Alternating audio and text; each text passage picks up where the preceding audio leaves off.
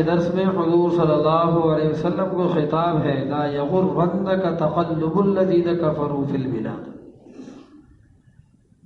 ہرگز دھوکے میں نہ ڈالے آپ کو کافروں کا شہروں میں آنا جانا، کافروں کا ایک شہر سے دوسرے شہر جانا تفریح کے لیے، ذریعہ معاش کے لیے، کاروبار کے لیے، یہ ان کی چلت پھرت آپ کو ہرگز دھوکے میں نہ ڈالے۔ متاع قلیل،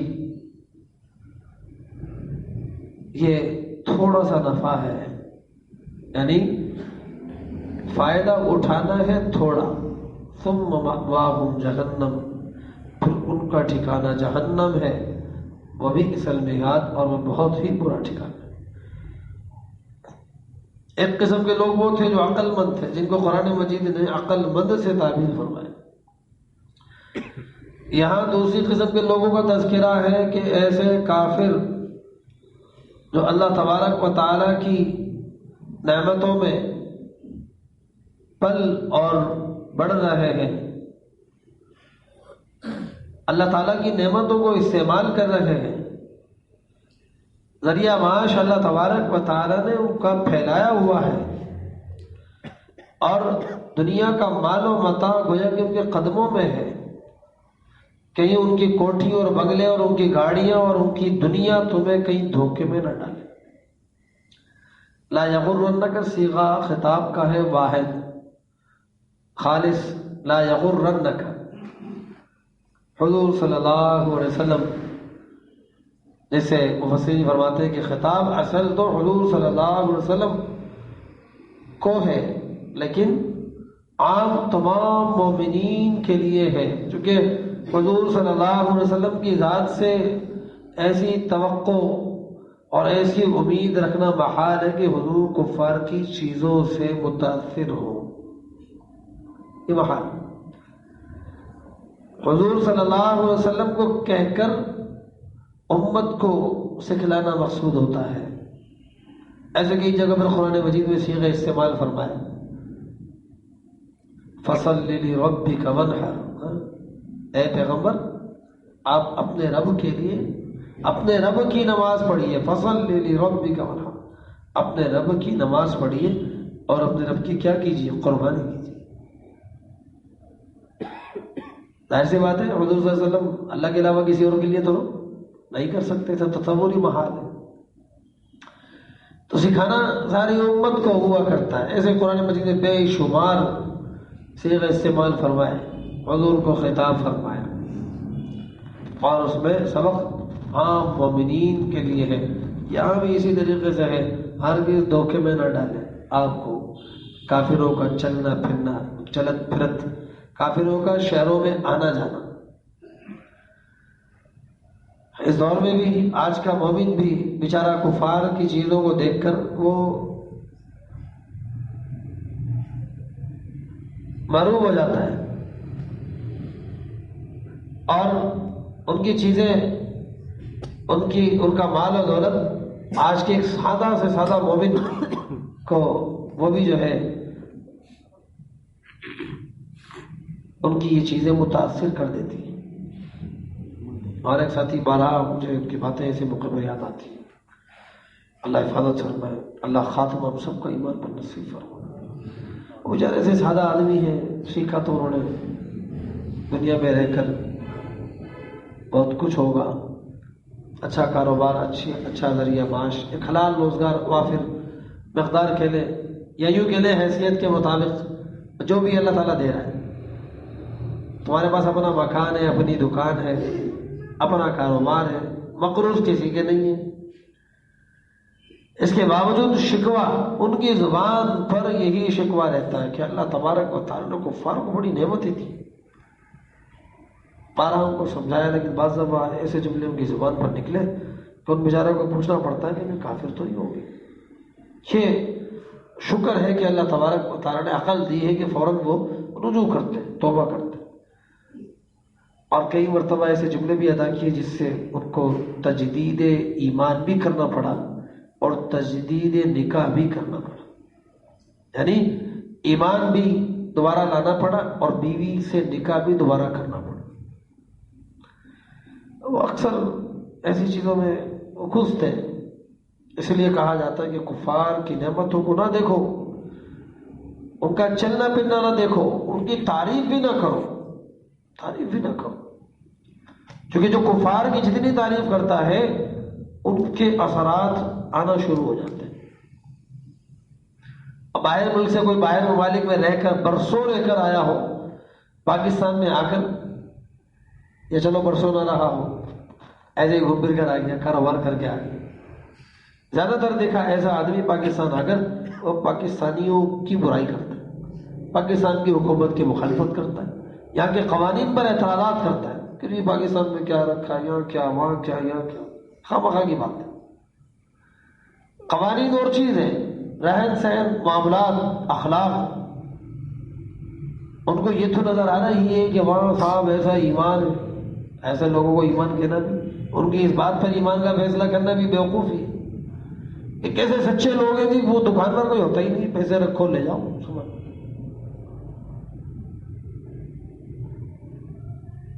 تو اس طرح کہنا.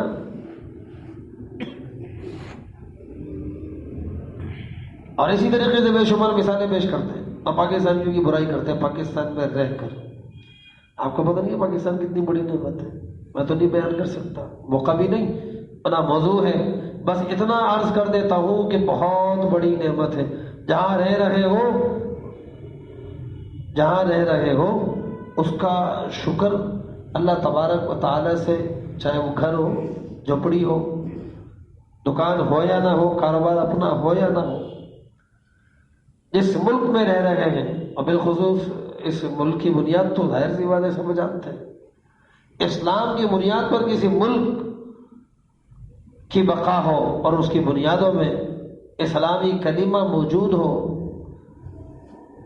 اب چاہے باہر کچھ بھی ہو رہا ہو، باہر کچھ بھی، اندر بنیاد تو ایمان ہے، اسلام ہے.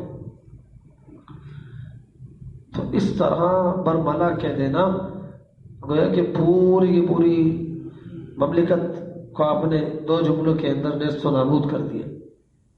بھئی ایک آدمی مسلمان ہے، اس کی بنیاد اسلام ہے، اس کے ظاہری افعال اچھے نہیں ہیں، ظاہری افعال اچھے نہیں ہیں، کردار درست نہیں ہے، معاملات درست نہیں ہیں، اس کے افعال کو تو برا کہا جا سکتا ہے کہ اس بندے کے اخلاق اچھے نہیں ہیں، افعال درست نہیں ہیں، لیکن اس کے اسلام کو یہ آپ نے بگاڑ دیا کہ اس کا اسلام ہی صحیح نہیں ہے. بتائیے بھائی، اس پر تو ساری کی ساری انسانیت اللہ حفاظت فرمائے لپیٹے میں آ جاتی. بندے کے ذاتی افعال ہے، ہر ایک کا معاملہ اللہ تعالیٰ سے. کسی کی کوئی نیکی ہے تو کوئی گناہ بھی ہے. کوئی بہت بڑے درجے کا، اونچے درجے کا نیک آدمی ہے، اللہ حفاظت فرمائے، بعض دفعہ ایسی کوتاہیاں اور غلطیاں بھی ہو جاتی ہیں. اللہ تبارک و تعالیٰ اس کو راز میں رکھ کر اللہ تعالیٰ پھر کام لیتے، پھر جو ہے وہ سلسلہ شروع ہوتا ہے. تو اس طرح کہہ دینا یہ تو ساری کی ساری گویا کہ انسانیت کو ختم کرتی ہے. زیادہ تر وہ لوگ کرتے ہیں جو وہاں کا کھا کر آتے ہیں، ان کے ساتھ رہ کر آتے ہیں، اور وہاں عیاشی کر کر آ کر پھر یہاں آ کر یہاں کی سڑکوں کی برائی، نالیوں کی برائی، یہاں کی مسجدوں کی برائی، یہاں کے کھانوں کی برائی. ایسے آدمی کو اٹھا کر واپس بھیج دینا چاہیے، چلو بھائی وہاں جاؤ، آپ وہیں خوش تھے وہاں جاؤ، وہیں رہو. اللہ تبارک و تعالیٰ نے دنیا کتنے یہ دنیا میں رہنا جو ہمارے اور آپ کے قسمت میں ہے تو بتا نہیں سکتا کتنا رہنا ہے. خود اللہ نے بارہ ارشاد فرمایا قرآن مجید میں، اور آج کے اس درس کے اندر بھی جملہ موجود ہے، متاع قلیل، چند نفع اٹھانا ہے، چند عرصے، چند مہینے، چند لمحات، کچھ بھی کر لو آپ، یہ تھوڑا سا نفع ہے. متاع قلیل، یہ تھوڑا سا نفع ہے. دنیا آپ جانتے ہیں بوڑھی، دنیا کیا ہے؟ یہ بوڑھی، اب بوڑھی ہو چکی ہے. بتاؤ کیسے؟ آپ حیران ہوں گے، پہلے بوڑھی نہیں تھی اب بوڑھی ہو گئی. ارے بھائی اس سے پہلے حضرت نوح علیہ الصلوۃ والسلام، حضرت ادریس علیہ الصلوۃ والسلام، ان حضرات کے زمانے میں عمریں لمبی لمبی ہوا کرتی تھی. طویل عمر ہوا کرتی تھی.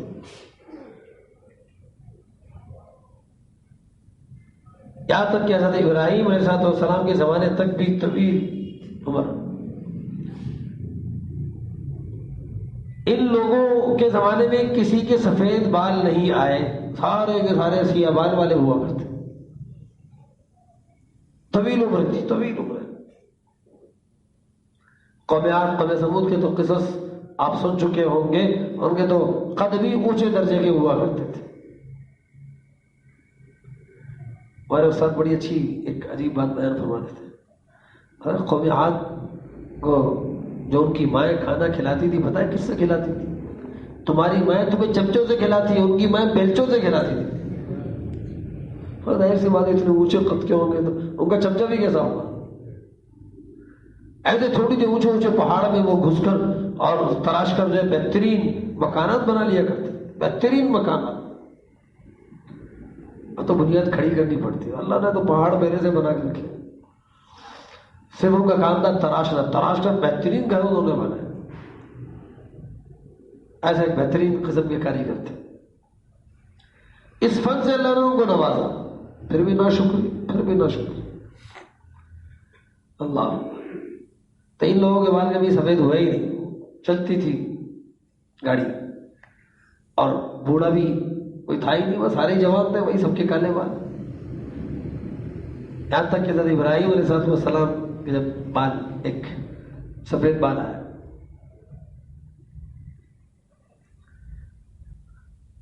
ان کو جب سفید بال آیا تو بس اس کے بعد سے یہ سلسلہ شروع ہو گیا.